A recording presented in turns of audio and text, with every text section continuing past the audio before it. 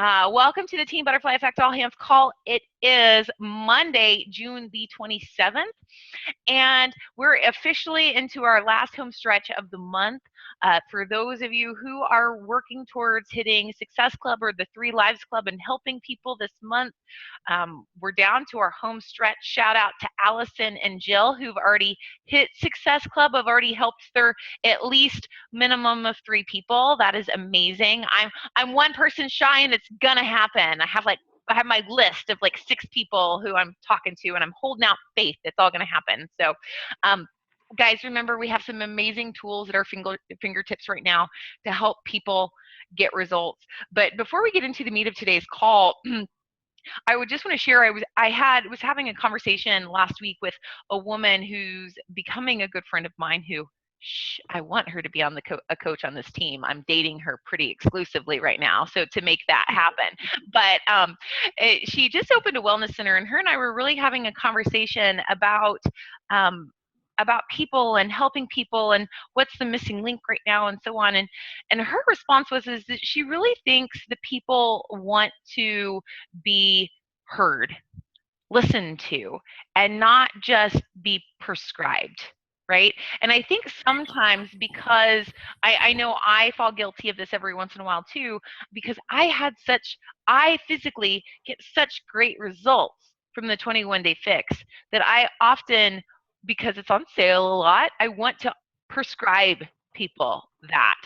But what I found recently is, some people like Michael, who's on this call right now, he was is more successful doing something that's just fun and not just something that's just focused on the results of it. So as we worked our last couple days of really working to find those last couple people to help so we can hit our own goals to help other people hitting their goals, really be mindful of your level of treating people like a number and really wanting to help them with what their goals are and not just prescribe them what's worked for us because it's worked for us and because it's what's on sale. And I think a lot of us have the tendency of doing that. I know I'm guilty of that oftentimes too. So I just wanted to reiterate it because it was in my heart. So that being said, let's get to the meat of today's call. So I actually do have a PowerPoint for you today. Don't always. And I do today.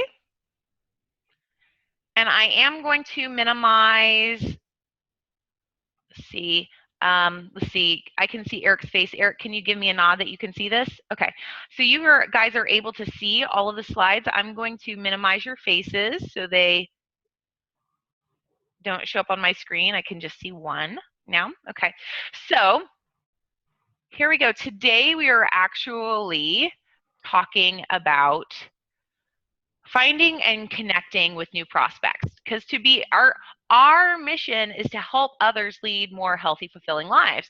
That's our mission and job as coaches.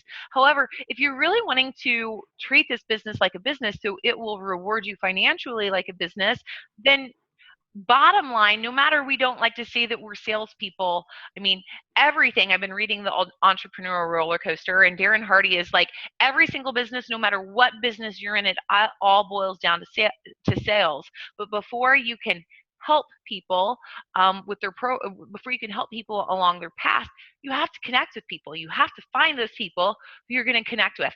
So let's talk about that. Number one key to finding new prospects. And I'm so glad I'm talking about this tonight because I'm guilty of not doing this at times, but let's remind ourselves. It's put your phone or computer away and connect with people when you're out and about. That's my main thing of talking about what we're going to talk about tonight. Is I know this is mostly a virtual business for many of us, and many of us do a lot of networking on social media or Instagram or YouTube or wherever you do your networking. However, you're out and about with people every day, all day long, it seems like, unless you're a hermit or always work from home, right? So take the time to connect with people. So many people are always just like staring down at their screens. If you actually take the time to smile and engage in conversation, you might be amazing the people who are on your path. So where do I find prospects? At the gym, at the grocery store, church, play dates, park, kids activities, any social activity, your day job. Okay, so let me reiterate, guys. I realize not everybody on this team has kids, so not everybody's going to be on play dates or kids activities or whatnot.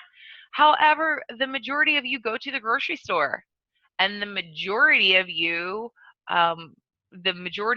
actually on this call, a lot of you guys have a day job. And because you're here and you're on my team, it probably means you're semi-social, at least somewhat, right? So you're probably out and about in some way. Now, I have on there the gym, and I just want to share this with you because it's kind of genius. Actually, my coach, Amanda, her success partner is a dude. And, some dudes don't feel as comfortable doing the whole social media thing, and he's on social media, but he feels like he is a whole lot more productive in person. And so after a couple of years of being a Beachbody coach at home, he went and he got a gym membership as a place to engage and meet new people. And his thing is that he does all of his weights at the gym, but he does his Beachbody programs are all cardio. So he does those at home, but then he does his weights at the gym. And the interesting part is now is his gym member is now not his gym member, the gym owner is now a coach on his team. Okay. So there are different ways to do this. So I have an 8-step intro process for engaging with new people. I hope you're taking notes, or if you're not, I hope you plan on it in the recording if you haven't seen this presentation before. Step 1, I meet a new person, and gosh, Michael, you've probably seen me do this at dance activities all the time, but I meet somebody and I connect with them, and when I say I connect with somebody, like I see a sparkle in their eyes, like I want to get to know you. I want to be your friend in some way. And so I always ask, are you on Facebook? I'd love to stay connected. I'd love to get connected. And most likely, the person says yes. There's very few people these days who aren't on Facebook.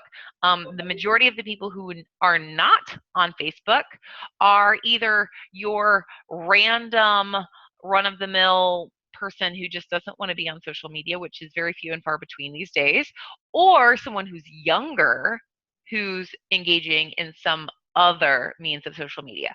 So say, for example, I have one girl who's a follower on Instagram. She's a nanny in my neighborhood. She's not on Facebook because she's in her early 20s and has no desire to be on Facebook. And so, or maybe she's in her late teens, doesn't matter. But the point being is I followed the same exact steps with her as I did with Facebook. It was just a different social media platform. So, and normally the person always says yes. So my next question is do you have your smartphone on you? Who doesn't have their phone on them? Everybody always has their phone on them. So they answer yes.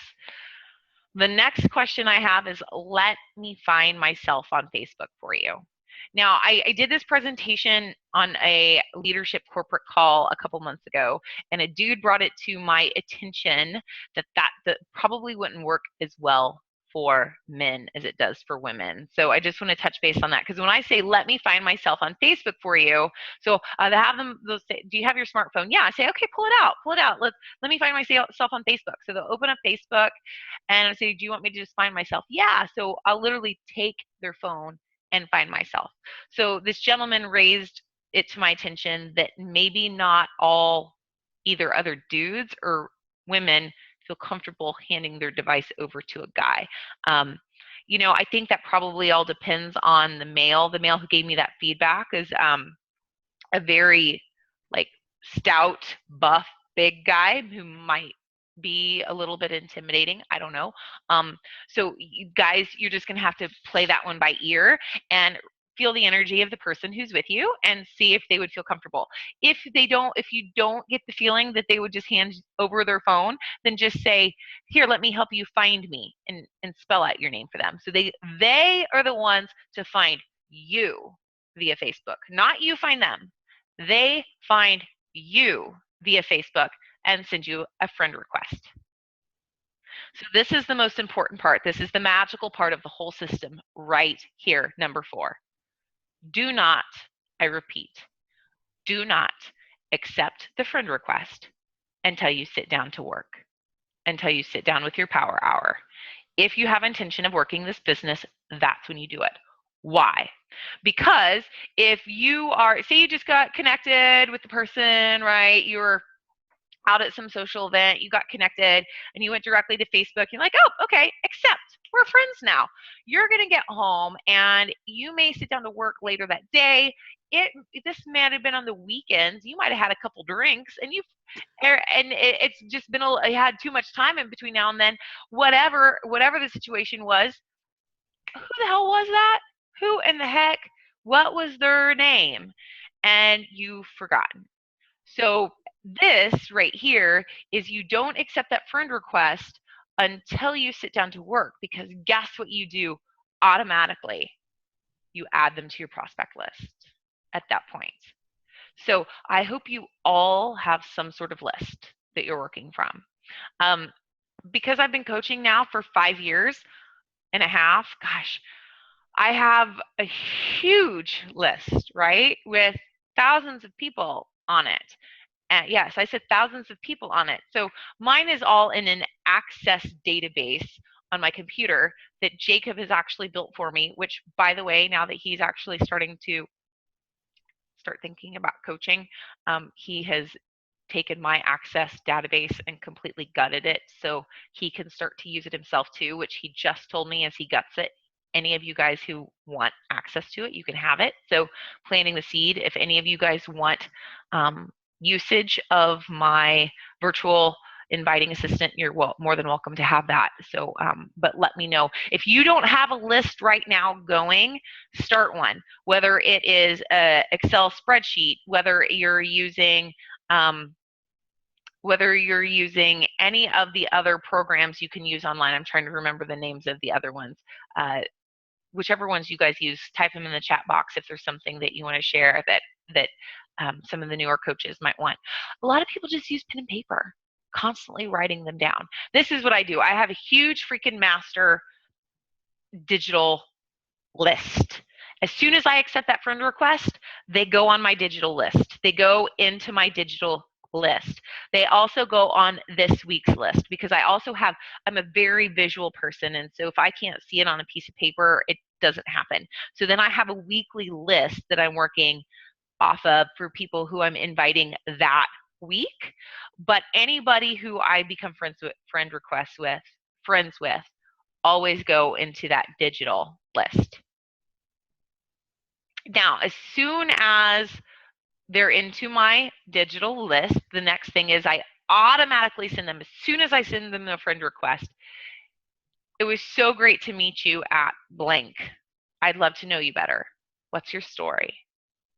And this is the interesting part about this, is it's amazing what people tell you when you ask for their story. Some people tell you anything and everything and more you could ever want to know. Other people send something back like, I don't know, I'm an open book.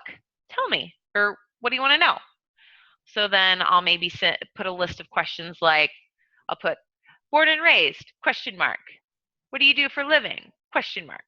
Do you have any kids? Question mark. Like I say, I don't know, your Cliff's Notes, your basic get to know you stuff, what is it? So I always send this message. However, I literally, when I sit down to work, I accept all my friend requests at that time. So there might be people in there who I did not meet live in this way. They might just be random people that sent me a friend request on Facebook. Maybe they walked into one of my classes. Maybe they were a suggested friend on Facebook. Other people do that too. And so then I'll send them a message that says, thanks so much for finding me. I'd love to know love you better. What's your story? So once the prospect responds, you send a message back. I always say, wow, put their name in the blank. Thanks for sharing. And let me just share with you guys, I kind of go back and forth between doing this in two different ways. I have on here, insert short personal journey story. I used to have something typed out called my Cliff's notes story that it was just kind of like in about 6 sentences who I am as a T. But I've gotten away from using that as much because I'm trying to get away from copy and paste like replies, trying to get more personal with people and individualize it based on what I think they might want to know about me based on what they have told me already. So meaning, for example, okay, but I always end my response with a question. Always with a question. So maybe I would say something like this. Let's see. Wow, Jill, it was thanks for sharing. If you want to know a little bit about me, um, I was prescribed yoga 13 years ago because of some health problems that I was having. It transformed my life. I have now been teaching yoga and group fitness for 13 years. I've also been married to my best friend for 13 years. We have 2 small children together. And over the past 5 years, I've become an online fitness coach, and clean eating has really changed my life. Have you ever heard of Shakeology before? Shakeology has been a game changer for me. Have you ever heard of it? So I might ask that question. I may end like that. Recently, my story has been a lot because I'm being more mindful of who I'm wanting to attract, and I'm wanting to attract more business builders to our team. So I may say something like, thanks for sharing just a little bit about me. I've been a fitness professional and a yoga instructor for the past 13 years. I have a husband and 2 small children. However, I've also been an online fitness coach for the past 5 years. It's really been it's been amazing for me and my family because I'm able to work from home and help other people and be completely engaged and present for my children and everything they do. And then I'll probably end with, do you work outside of the home and do you work out? So basically, it's a really easy in and a really easy way and an authentic way to lead into your next follow-up option. So basically at this point, guys, is I classify someone in my head based on what they share with me. At this point, would they be interested? Would they be someone who I want to invite to a challenge group? Would they be someone who I just want to share Shakeology with? Are they not interested? Or maybe they're working with another coach. Some people, guys, are not interested in health and fitness. There are a lot of people out there, a lot of people who aren't ready, or maybe people who've already engaged with another coach. So I need to know that in my head. Because if they're not interested, I'll probably just make a note to follow up with them some other time later, invite them some other time later. Or you might want to invite them to a challenge group or start the 5-step invitation process. Always keep records of your conversations. So say, for example, who would I share the Shakeology video or offer a sample or invite to a shake and share? Those are probably going to be people who are possibly already gym rats, already fitness professionals in some way, or maybe there's someone who I know is very, very engaged in an active lifestyle. And so say, for example, I go to a lot of dance events. I'm an active dancer in our community in Dallas. And so I share Shakeology, a lot of Shakeology samples with those people because I know a lot of those people already are very active and move a lot. If someone isn't interested, I would maybe just put a note to maybe reach out to them and invite them to a free group, maybe a couple of months later after you spend some time building a relationship with them. Or invite to the 5-step invitation process. So what is the 5-step invitation process? I highly encourage you to go into the Team Butterfly Effect files section, and there are 5-step invitation processes, basically, which we can cover this another day, but it's the invite, finding out why, finding out their needs, and then finding out coach or customer, and then finalizing the commitment. Okay, but I have scripts and layouts for those in the Team Butterfly Effect file section. of our group. So if you're not for sure what to do there.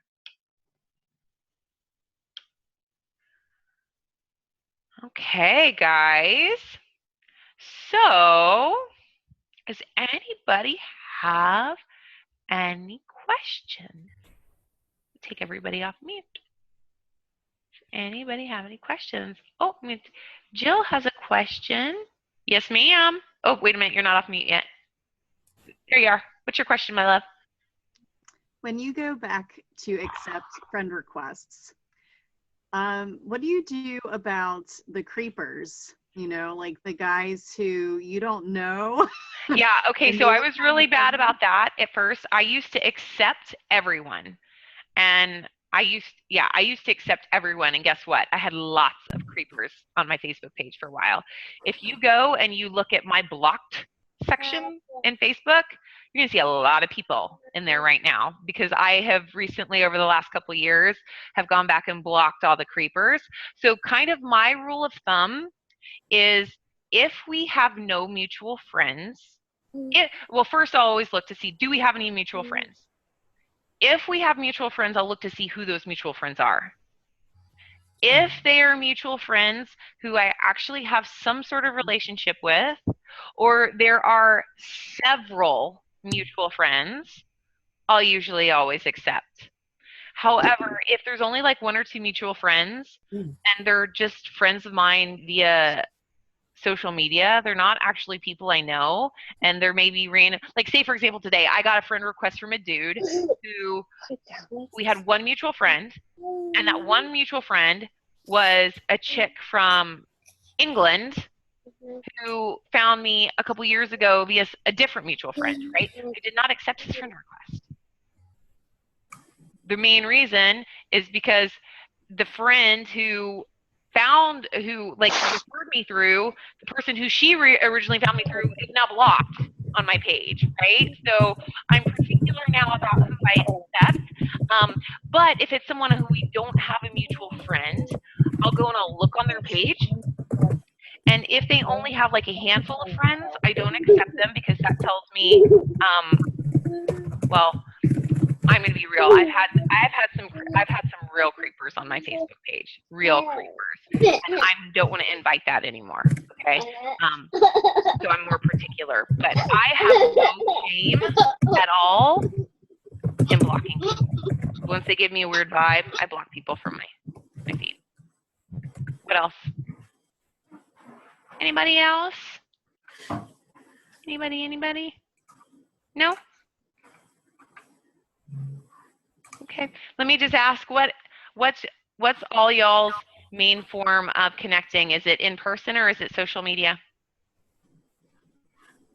Social media. Social media. Everybody's off mute, by the way, so you can just talk. Social media for you, Eric. What about you, Tara? Is it social media? It is, but so far it's people I know. Okay. It's people you know from real life, but you talk to them via social media. Okay. What about you, Kristen? Same as Tara. Same as Tara. What about you, Allison? What's your experience? A little bit of both. A little bit of both. Yeah. Okay. What about you, Jill? Yeah, both. Both? If Chrissy or Michael would like to add in, I'm more than happy to hear what you guys have to say. I haven't made much of an effort, to be honest. I but I really liked your tip about connecting with them and hearing their life story.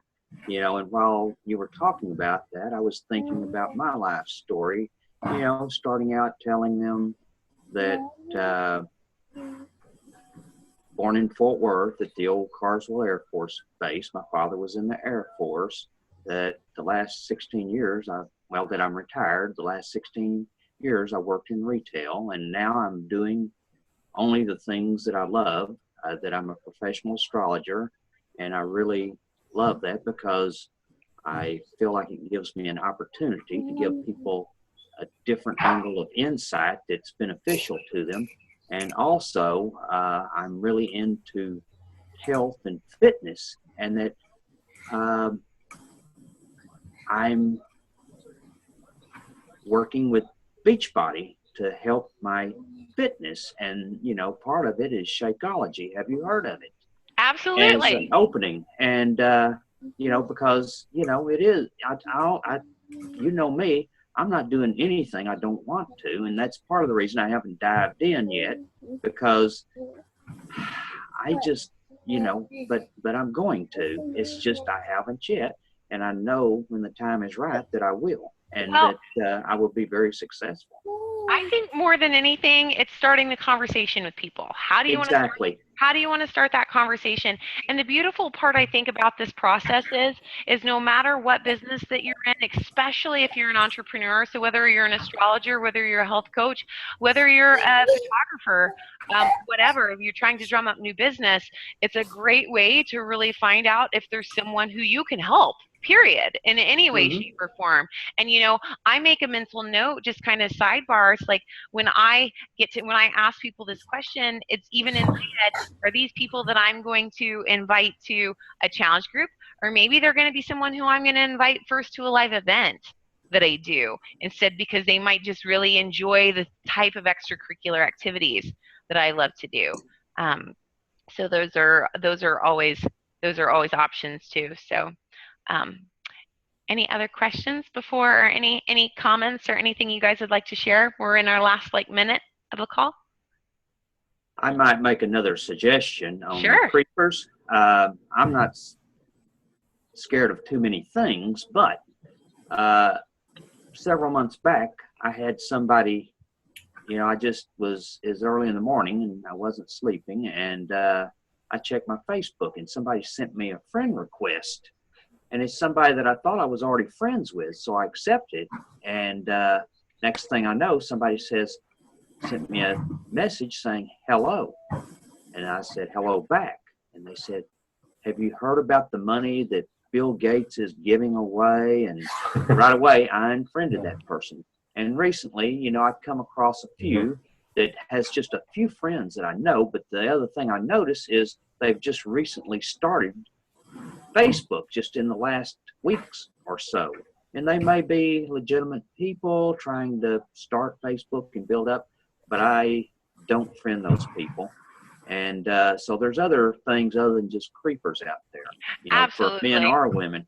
And so it's just kind of, I'm not a very careful person, but that's something that I've been aware of. And I don't want to be too careful because, when you build barriers, you block people out that could potentially be someone that's a wonderful friend in the future and could be a good business partner. Absolutely. And let me just end with this. Tonight in regards to, since the majority of you guys all connect with people on social media, granted we do it live too, but this is so important. Guys. Profile picture must be of you. It must be of you if you want to be seen as a legit business person. And I think everybody who's on this call right now all has their picture of themselves, but it should be a fairly recent picture. It should be where people can see your face, because people are doing business with you. People aren't doing business with your kid. And I realize that a lot of times we want things to represent us, or we have a picture with us and our children, or maybe just our children, or a slogan we like, or maybe a picture when we were pregnant. We haven't been pregnant for 2 years. It was just a really beautiful picture of us because we had this big, beautiful belly, but we haven't been pregnant in 2 years, and our baby's 2 years old, and so it's time to switch it. Guys, if you want to have a legitimate standing on Facebook, people to be able to see you and recognize you as a person. So I'm going to get off my soapbox of that right now. It's just a big pet peeve of mine when I'm trying to make relationships with people on Facebook and I have no idea what they look like because it's a picture of their kid. I'm like, if you walk into my yoga class, do not expect me to know your name, because I do not ever know what your face is like on social media. Anyway. You guys have a freaking amazing night. East Coasters, get to bed so you can get up and get your workout in the morning. Allison messaged me in the morning so we don't forget to touch base, okay? Well, you and I will talk tomorrow. Everybody else, thank you so much for being present.